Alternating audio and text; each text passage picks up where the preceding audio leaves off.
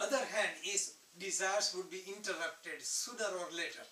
No matter whatever desire, you have desire, but weather changes, somebody doesn't show up on time. Like you have perfect plan, but universe doesn't follow your desires. It's interrupted. And what happens when your desires are interrupted?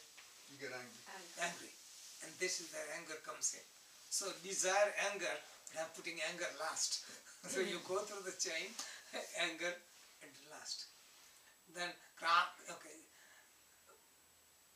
kamat krodho bijayate. From uninterrupted desire, anger comes. Krodhat bhavati sammoha. When one becomes angry, one becomes infatuated, one loses judgment. Sammohat smriti vibrama. With infatuation, one cannot use proper judgment. And smriti bhranshat buddhinasho. Intellect doesn't function, buddhinashat pranashyati. When one cannot judge properly, cannot choose right direction, one destroys own life. So we destroy our life because we don't have proper clarity and proper judgment. So this is the whole chain reaction. Okay.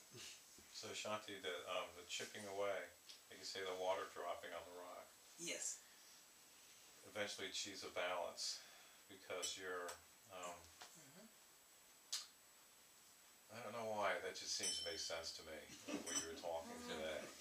That's how it's kind of worked out in my life, like just working at something little by little, or sometimes putting a lot of effort into it, and then eventually it kind of comes to a fruition, or it comes to yes. And that's feels like a balance. Yes. So I think the society, the way society is, the structure is, everyone wants the instantaneous results. If you don't get the results in certain time, then you give up. You know, this is general tendency. But things come. They don't come by being persistent. Sometimes you have a gap, and during that time mind learns. Like somebody came to learn harmonium and they wanted to learn mantra and bhajans. You know, I say, you cannot learn. I can teach you a lesson for 5 minutes, and you have to spend hours to practice. And then there is gap. So unconscious mind learns, and the next time we do. And I have seen that certain things I haven't done, and I come back to it, just can do much better. If you have tried anything, like something you do, there is a gap. During that time, unconscious mind learns. So generally people pay attention to what you are doing. You know, just like externally what you are doing. But I pay attention to what is happening inside, and I use the word undercurrent. I put that in the Facebook. Undercurrent. What is undercurrent for? Some of you, like anyone, what do you mean? What is the meaning of undercurrent? It's sort of like your wavelength or your vibration. Okay. Underneath No, your actions. What's running your life? What the reason why you're? I mean, the main reason why you want to. Right. So this is the undercurrent. If you cultivate that, then you don't need somebody to push you. Okay. It gets self-propelled. It gives you energy, enthusiasm, and no matter whatever situation, look out for that. So suppose somebody has undercurrent to be wealthy, okay? They go on vacation and they see something, say, I can use this business. They go to church or synagogue or mosque and say, I can sell this to the church and make money. just like your mind works and make money. Same way, if you have spiritual undercurrent, then what happens? You see all the wealthy people. I see that all the time. And I see these wealthy people are so poor, just so many of them, their heart has shrunk so much. They have all the wealth. It's just only externally. They don't have peace. They cannot let go for others. They cannot let go for themselves. So this is the undercurrent. So somebody has undercurrent to have wealth, pleasure and power, and spends 1 week, say, with a billionaire, okay, just like a personal friend, then what would that person say with undercurrent? I like to be like this person.